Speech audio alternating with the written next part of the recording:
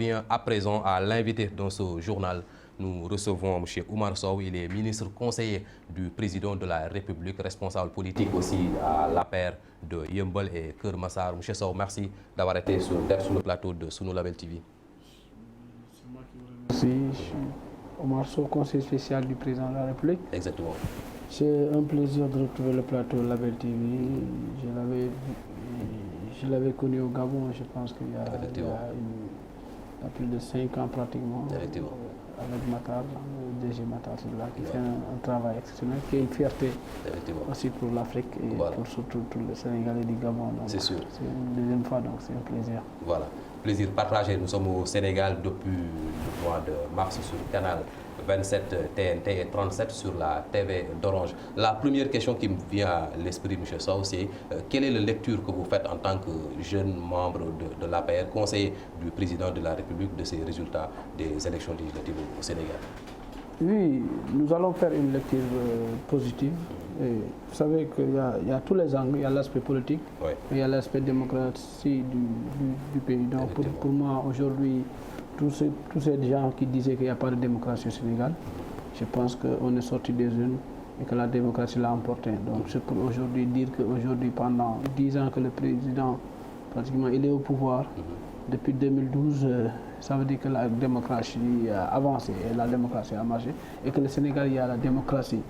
Et les urnes l'ont dit. Donc ça veut dire qu'on a une avancée démocratique et c'est la première fois que le Sénégal est en train de connaître une 14e législative aussi serrée.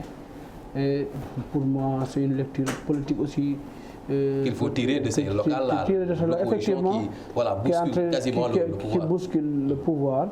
Mais aussi, est-ce que c'est pas, nous ne devons pas faire le diagnostic aussi, nous, en tant que responsables aussi, que dans les zones, est-ce que nous n'avons pas un peu failli à nos missions?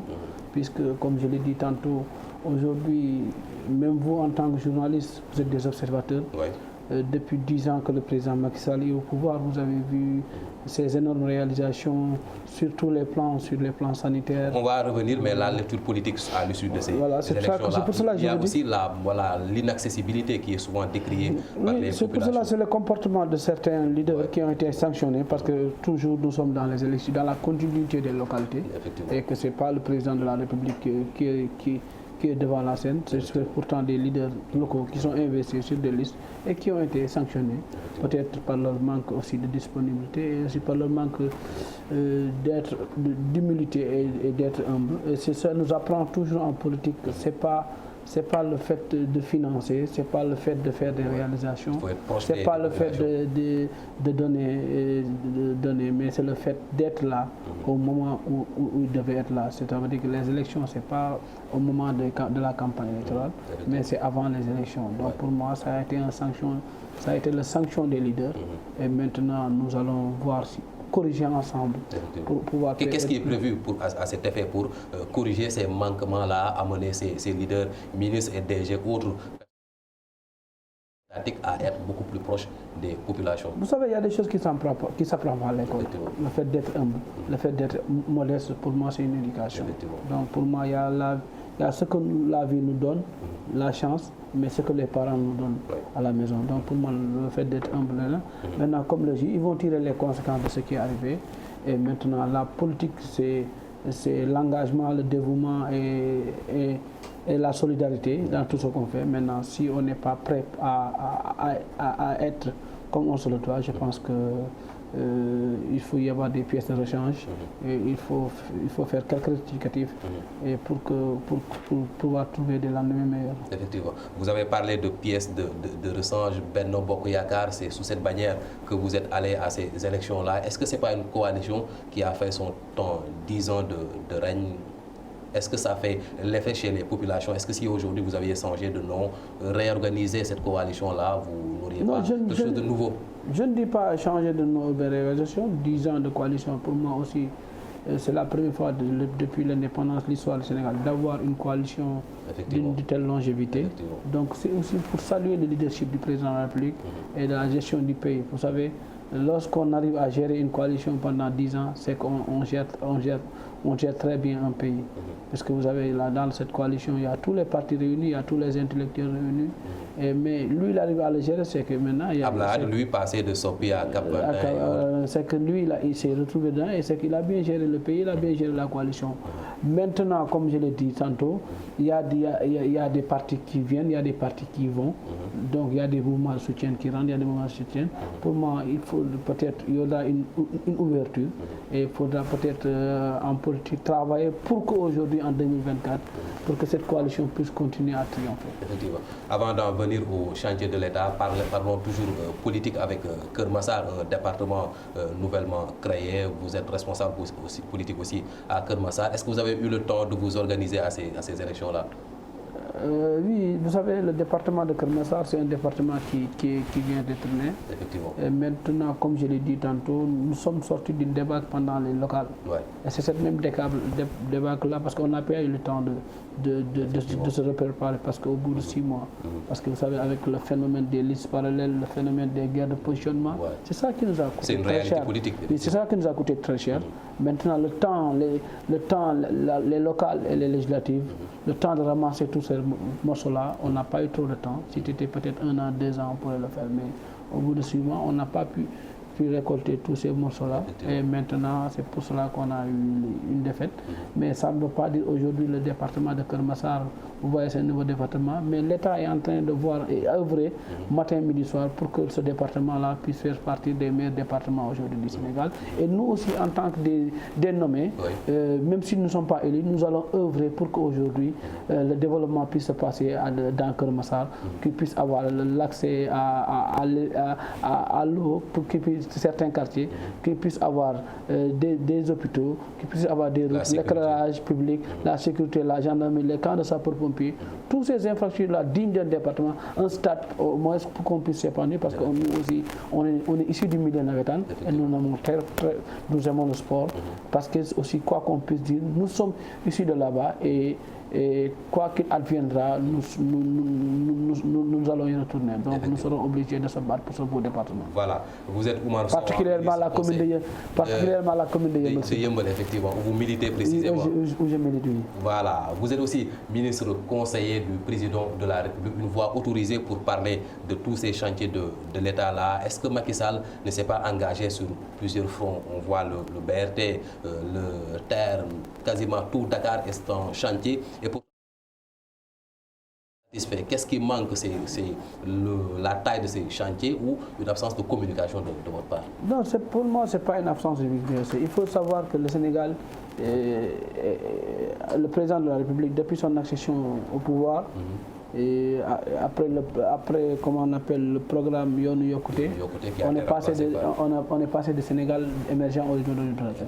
Et vous savez, on ne peut pas parler d'émergence sans parler d'infrastructure.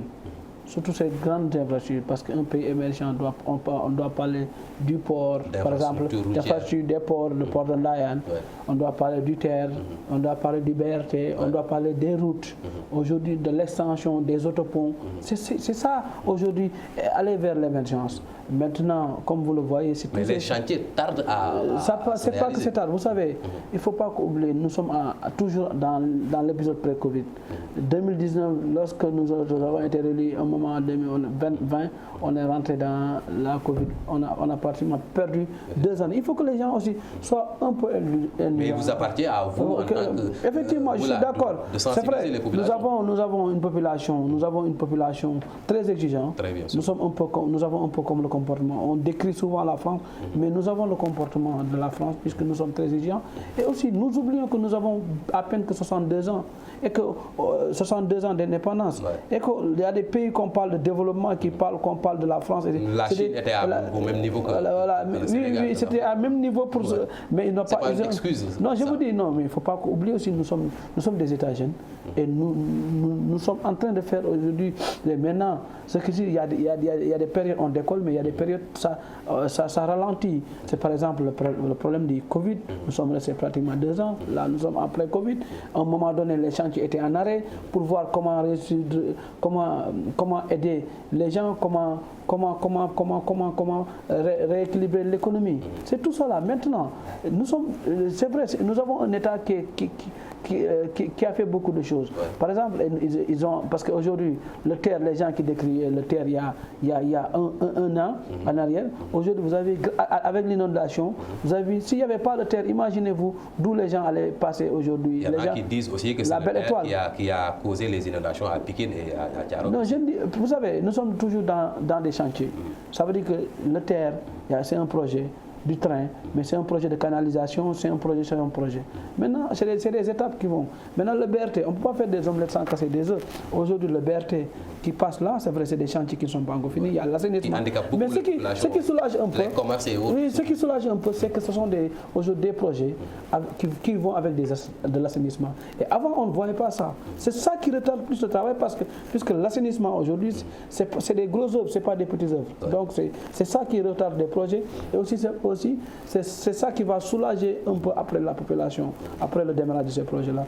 Et je vous dis encore une fois, nous avons un bilan extraordinaire depuis que le président il est là. Comme je vous le dis tantôt, les gens vont parler, mais la population ne va jamais dire que le président Macky Sall n'a rien fait. Vous-même, en tant qu'observateur, en tant que journaliste, vous n'allez jamais le dire. Nous sommes venus en 2012, nous avons trouvé des difficultés. Là où le président Wade sortait disait que Macky Sall n'allait pas payer les salaires. Vous comprenez?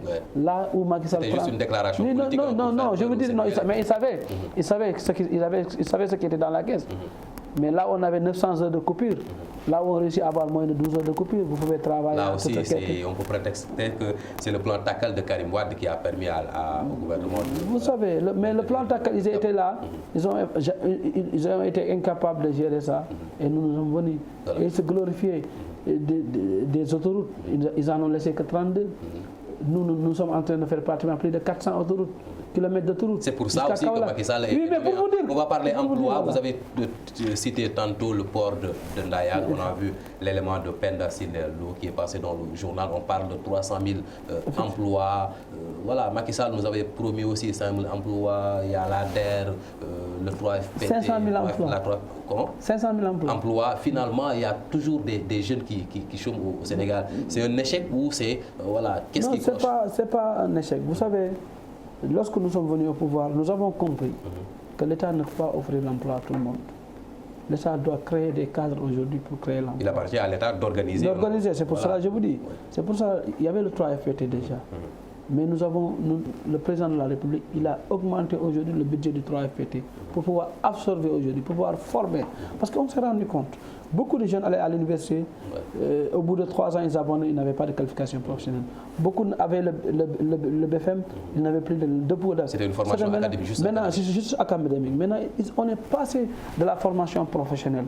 Le 3FPT a commencé à absorber. Maintenant, après ça, certaines entreprises privées vont prendre, mais il a créé en quelque sorte aussi l'ADER. Il a créé le fonds pour pouvoir l'autofinancement, pour que aujourd'hui, l'auto-emploi du moins, pour que ces gens-là puissent être financés, puissent avoir un auto-emploi. Donc, l'État a garanti. Et vous allez aujourd'hui à l'ADER, aujourd'hui, je parlais avec un banquier, il me dit que l'ADER est presque pratiquement plus qu'une banque. Et ce sont des professionnels qui accompagnent les gens et qui financent les gens, que ce soit dans les projets de l'élevage, dans les projets de l'agriculture. Et là, vous voyez, parce que le président de la République, il réfléchit, il dit, par exemple, nous allons vers le pétrole, il a créé une école Institut Pétrole et Gaz. Aujourd'hui, vous avez l'université Amadou Mahtar Mbow, qui va prendre plus de 400 000 élèves. Et tout ça, ce sont des élèves qui vont apprendre ce sera une université technique. Vous voyez un peu. Parce que c'est un ingénieur, c'est un géologue, c'est quelqu'un qui réfléchit aujourd'hui au futur. Parce que vous savez qu'on ne peut pas aussi passer toute notre vie à apprendre, et sans pour autant apprendre les métiers, et surtout les métiers du futur aujourd'hui. Et ce qui va avec des qualifications. Voilà, maintenant, il y a eu des emplois qui ont été faits, il y a eu des avances. Aujourd'hui, rien que le terre, il y a eu pratiquement 1000 emplois directs. qu'on oublie. Et je ne parle pas des emplois indirects, même les laveurs de voitures. Il y a aussi des licenciements des Sénégalais qui ne sont pas traités de la même façon que ces étrangers. Non, pour moi, j'aime pas appliquer le mot des Sénégalais étrangers. Vous savez, nous avons vécu plus de 10 ans hors du Sénégal. C'est cette même réflexion-là que les autres avaient de nous, les mêmes perceptions. Si nous revenons, nous avons ces mêmes perceptions-là, je pense que l'Afrique ne va pas avancer. Et je pense qu'il n'y a pas d'étrangers. S'il y a un traitement discriminatoire, il faut le dénoncer. Il n'y a pas de traitement discriminatoire. Soyons au top. Que ce soit Gabonais, que ce soit Sénégalais, que ce soit Français, nous sommes tous des humains. L'essentiel, c'est que le Sénégalais, s'il veut concurrencer, il doit être au top. Mais vous ne pouvez pas vous dire, privilégier, parce que vous êtes Sénégalais, qu'il y a un Malien qui est à côté, qui est mieux que vous, on doit. Parce qu'on parle, on est au XXIe siècle de la mondialisation. En fait, on ne peut pas une chose et son contraire. Pour moi, les Sénégalais doivent apprendre à être meilleurs, doivent apprendre à être au top. Mais nous pensons que nous sommes les meilleurs, puisque c'est dans nos mentalités, dans nos réflexions, nous sommes les plus beaux, nous sommes les plus essayés, nous sommes. C'est souvent vrai aussi. C'est pas vrai. Pratiquement, moi qui ai fait beaucoup de pays, j'ai la chance, je suis jeune, j'ai fait beaucoup de pays en Afrique et en Europe, mais il nous reste beaucoup à faire. Par exemple, en Côte d'Ivoire à côté, dès que vous prenez le taxi, c'est la queue. Dès que vous allez dans une boutique, c'est la queue. Dès que vous ne pouvez pas jeter certains ordures dans la rue, au Ghana et partout, un peu partout. Il y a certaines éducations. Aujourd'hui, par exemple, on parle de l'inondation, mais nous sommes les principaux responsables des inondations. Oui, nous, la population, je parle. Là, j'enlève le boubou de là, je me mets en tant que population. Puisque nous avons vu tous les bassins renversants aujourd'hui, nous avons trouvé des poubelles, c'est des déportoirs d'ordures qui sont là-bas. Parce que l'UCG, qu'on salue vraiment, ce qu'on fait actuellement, vous voyez, on est en train de déboucher les caniveaux, de sortir. Mais si l'UCG concentre tout son travail aussi à Dakar Centre, les populations des banlieues sont obligées de se débarrasser de leur... Non, ils ne sont pas concentrés, vous savez. La banlieue, moi je suis de la banlieue. Mais dans chaque coin, recoin, où vous allez dans la banlieue, il y a les bacs à ordures. Dans chaque jour, je vous dis, soit 2 fois, 3 fois, la voiture passe pour prendre les deux. Le travail, l'UCG l'a réussi. Mais nous sommes habitués à dire Mbed Bourle, c'est la rue de tout le monde, c'est pour, vous comprenez, on jette là où on veut. Il appartient aussi à l'État d'éduquer les populations. L'État doit juste encadrer. Oui. L'éducation, c'est chez tout. Vous savez, votre comportement et votre éducation, vous le prenez à la maison. Et aussi. Non, pour moi, c'est à la maison d'abord, l'éducation de base. Parce qu'il y a des principes, il faut être éduqué. Parce que moi, j'ai été éduqué. C'est pour ça, lorsque je suis sorti, l'éducation de base, parce que de base, je suis peul. De base, je suis musulman. Donc, il y a certaines caractéristiques que je ne peux pas faire. Il y a des choses que je ne peux pas faire et jusqu'à présent, c'est cette éducation-là que je dois préserver. Donc maintenant, c'est dans ce sens-là. Voilà, vous êtes Oumar Sow, ministre conseiller du président de la République. On a fait le constat, hein, vous avez parvenu à défendre ces actions du gouvernement-là. Est-ce que ce n'est pas la posture que devraient adopter tous ces responsables du pouvoir-là au lieu de faire des invectives, des attaques contre l'opposition et défendre le président Macky Sall qui s'en plaint souvent? Vous savez, comme je l'ai dit, hein, chacun est libre d'être peut-être comme il est. Mais moi personnellement, je suis mais de respecter quand même les directives du président là. Oui, je respecte la directive. Mais vous savez, comme je l'ai dit, mais il faut comprendre, certains font de l'activisme politique. Il faut le reconnaître. Il y en a certains dans la politique, c'est des activistes politiques. Il y en a certains, c'est des hommes politiques, des acteurs politiques. Parce que lorsqu'on parle d'acteurs politiques, c'est le politique du développement, c'est le politique des terrains. C'est ce que nous faisons, nous. Ça veut dire être approche de la population, être avec la population et connaître le quotidien des populations. Parce que néanmoins, parce que je me dis aujourd'hui que malgré que je suis dans le cabinet président, je suis conseiller spécial du président de la République, mais je connais le quotidien sénégalais parce que je suis sénégalais d'abord et je vis sénégalais.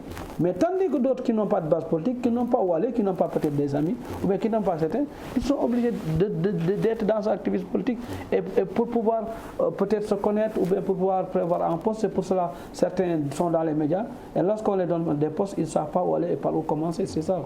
Mais nous avons été formés politiquement et nous sommes fiers de le défendre puisque, comme je l'ai dit, notre engagement politique, et nous allons continuer à le défendre à tout moment, à tout temps, à tout lieu, parce que c'est un homme aussi qui a beaucoup fait et c'est un homme aujourd'hui qui est à l'image de l'Afrique. Je pense qu'aujourd'hui c'est un icône. Donc le président Macky Sall, aujourd'hui, si réellement des gens qui connaissaient le Sénégal il y a 10 ans, s'ils reviennent au Sénégal, ils savent que c'est une fierté. Beaucoup de choses restent aussi à c'est normal aussi. Vous savez, on n'a pas de pétrole ni de gaz. Oui. On n'a pas de pétrole ni de gaz. Oui, mais je dis, à 10 ans, on n'a pas tout ça là, mais on a réussi à faire tous ces chantiers-là. Effectivement. Donc imaginez-vous. Un État, c'est pas seulement... Non, mais je vous dis, imaginez-vous. Oui. On parle de pratiquement plus de 900 milliards en 2023 de gaz et de pétrole qui va rentrer, pratiquement. Mais imaginez avec tout ça là, avec ce qu'on n'a pas eu, avec juste l'arachide, parce que je dis que... ça aura le temps d'utiliser ces 900 milliards là, 2024, c'est dans 17 mois. Même c'est dans 17 mois, mais on va aux élections. Ce sont les Sénégalais qui vont voter. Et maintenant, s'ils décident de continuer la continuité, ils vont voter pour Macky Sall. Ça c'est un autre débat. L'actualité politique, c'est aussi l'installation de la 14e législature. On a entendu au niveau de l'opposition des noms qui sortent pour la présidence de l'Assemblée nationale. Vous, du côté du pouvoir, voilà, c'est la grande muette. Pourquoi cette absence d'ambition-là de vos responsables? Non, vous savez, maintenant, comme c'est la grande gueule, c'est la grande gueule maintenant au Sénégal. C'est des ambitions affichées? Non, pas de grande gueule, parce que lorsque dans un pays sérieux comme le Sénégal, si vous rêvez Léopold Sédar Senghor ou bien Lamine Gueye, vous dites qu'il y a Ahmed Aïdara qui va être président de l'Assemblée nationale. Il est sénégalais qui... Non, je vous dis, je ne parle pas de Sénégalais. Je ne parle pas de Sénégalais. Je parle du comportement. Vous savez, le fait d'être sénégalais, mais il faut avoir un comportement et une éducation sénégalais. C'est pas ce qu'il a aide Ahmed Aïdara, tout le monde le connaît. C'est un maître chanteur, c'est déjà qui était... Ah bon, ça c'est des... on ne va pas s'aventurer sur... Je vous dis, par exemple, je parle de l'opposition. Barthélémy Diaz, maire de Dakar, un présumé assassin, qui est là, qui prévoit... Non, mais c'est un procès, mais je vous dis seulement, mais il a tué. Il est présumé... Non, je dis, il est dans un procès. Il équivaut à être... quelqu'un il est juste accusé. Je dis quelqu'un qui n'a jamais eu de vécu, personne ne l'a vu travailler dans sa vie, personne ne connaît ce qu'il a été. Tous ces gens-là aujourd'hui qui songent à être président de l'Assemblée nationale du Sénégal. Donc je pense que nous sommes en danger au Sénégal. Et ce phénomène-là est de l'activisme politique qui est en train de grémer au profit des meilleurs, au profit aujourd'hui, comme par exemple des meilleurs profils. Ça va vraiment moi j'ai peur pour ce pays-là. En tout cas, toutes les personnalités que vous avez citées, légalement, peuvent prétendre... Ils n'ont rien fait pour ce pays. Non, je dis, légalement, à part la politique, où on les cite, il est journaliste, Barthélémy Diaz. Il n'est pas journaliste, il n'est pas journaliste. Je suis désolé, il n'est pas sorti des grandes écoles de journalisme. C'est pas seulement ça qui fait... Non, je parle... C'est pour cela aujourd'hui, les animateurs ont pris votre place, vos places du moins. Vous partez, vous payez l'école cher souvent. Vous partez, vous apprenez cher. Et l'autre qui est là, qui est au quartier, qui fait des animations de quartier, des baptêmes. Après, c'est ça. Au président Macky Sall. Voilà, donc c'est ça. Ce souci-là. Maintenant, pourquoi cette absence d'ambition-là des responsables? Il n'y a pas d'absence d'ambition. Vous savez, nous sommes... Il y a Aminata Touré qui est député, Amadou Ba, Abdoulaye Diouf Sarr. Pourquoi ces personnes-là qui ont vécu politique du monde... Mais vous ne citez que ces gens-là. Mais dans cette liste, tous ces gens qui ont été investis peuvent être présents de l'Assemblée nationale. Si vous regardez sur les 82 députés, pratiquement toutes les 70 ont la légitimité d'être présents de l'Assemblée nationale, vu de leur militantisme dans le parti, vu de leur parcours politique et vu de leur parcours scolaire. Ils peuvent être présents dans l'Assemblée nationale. Donc ça veut dire que le Benno Bokk Yakaar regorge aujourd'hui des talents et des meilleurs profils. Donc lorsque vous parlez aujourd'hui, parce que vous dites ces gens-là dans cette liste, si on peut citer, il y a Amadou Ba, il y a Omar Youm, il y a Aly Ngouille Ndiaye, il y a Madame Mimi Touré, il y a Mariam Ndiaye, il y a Abdoulaye Diouf Sarr, il y a Abdoulaye Baldé, il y a l'autre, comment on appelle, il y a Abdoulaye Baldé de Ziguinchor, il y a Cheikh Tidiane Gadio, il y a Abdou Mbow, il y a tous, il y a Abdoulaye Daouda Diallo. Qu'est-ce qui les empêche de déclarer l'intérêt? Il n'y a pas de déclarer, parce qu'il n'y a pas d'intérêt. Pour nous, c'est l'intérêt supérieur, c'est l'intérêt des Sénégalais. Aujourd'hui, nous avons la chance d'avoir le premier Sénégalais avec nous, qui est le président de la République, qui a tous les pouvoirs. Donc pour nous, l'intérêt c'est d'abord lui, d'abord que les Sénégalais ont eu confiance. Et lui maintenant, comme les Sénégalais ont eu confiance en lui, nous au niveau de la coalition Benno Bokk Yakaar, au niveau de l'APR, nous devons lui faire confiance, puisque ce sont les Sénégalais qui l'ont mis là où il est. Et lui c'est notre patron, donc on lui fait confiance, lui choisira, lorsqu'il choisira un président, il saura que c'est un président qui est le meilleur choix de l'Assemblée et qui est bon. Et aussi, nous, comme je l'ai dit, nous n'avons pas besoin aujourd'hui, parce que la manière où ça va là, nous n'avons pas besoin d'une assemblée de 100. Est-ce que vous comprenez un peu? Parce que aussi, comme je l'ai dit, la politique, c'est la guerre des idées. Une assemblée où il y a la démocratie, c'est parce que là où on va, nous avons besoin d'un président de l'Assemblée, ou bien d'une présidente de l'Assemblée qui sera là. Pour amener tout le monde au calme, pour mettre au parfum à tout le monde, pour dire qu'aujourd'hui, l'Assemblée, là, écoutez, vous êtes là, il n'y a pas de député de Macky Sall, ni de député de Yewwi Askan Wi. Il y a les députés des Sénégalais. Et vous discutez des lois. Le constat, c'est ce que l'on voit, même les députés eux-mêmes le disent, nous sommes là pour... Non, pourtant, souvent, peut-être c'est une manière, en fait, peut-être de sortir le joie, ou bien d'exoler. Mais c'est pas ça.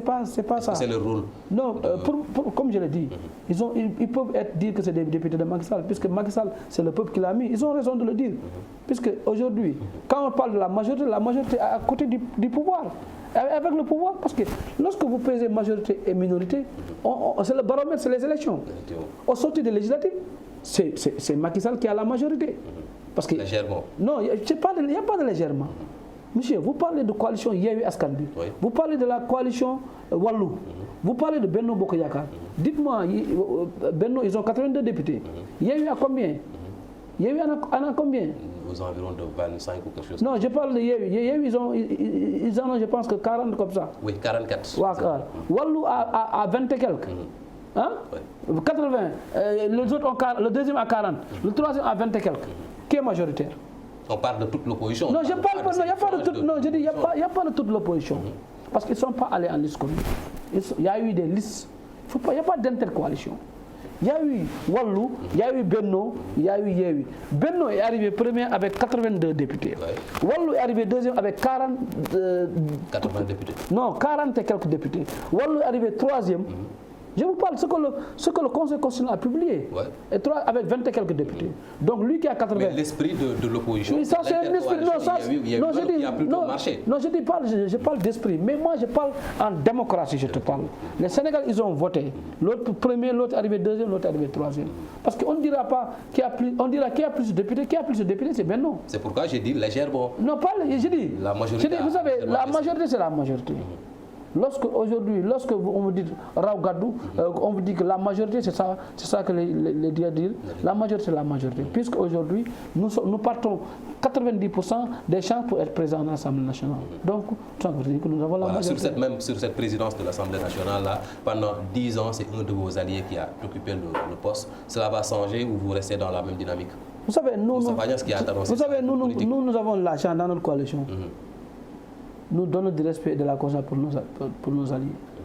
Il n'y a pas d'alliés, il y a l'intérêt suprême du Sénégal.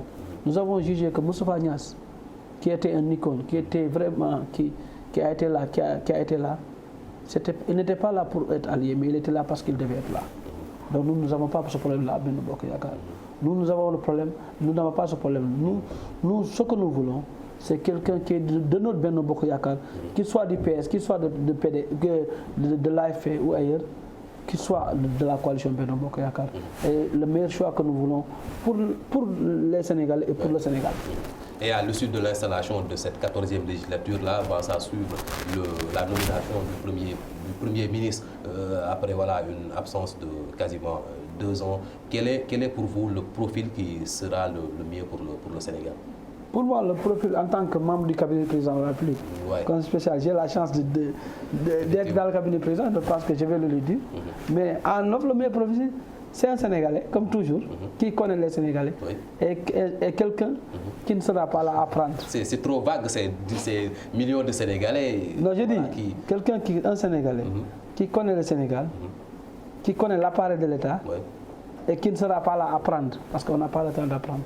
Effectivement. Ça en dit en tout cas beaucoup sur le profil du prochain Premier ministre du Sénégal, avec tous ces noms qui ont été évoqués par la presse et par d'autres responsables politiques pays. Oumar Sow, merci d'avoir été sur le plateau de Sunu Label TV. C'est moi qui vous remercie, Sunu Label TV. En tout cas, je vous remercie vraiment et je profite de saluer votre téléspectateur, surtout mes amis du Gabon, parce que aussi, je suis un Gabonais. C'est vrai, je suis sénégalais de naissance, mais je suis Gabonais d'adoption. J'ai vécu un pays magnifique pendant. J'étais là-bas tout récemment avec le président. On a fêté les 17 ans. Les 62 ans, le 17 août de l'indépendance.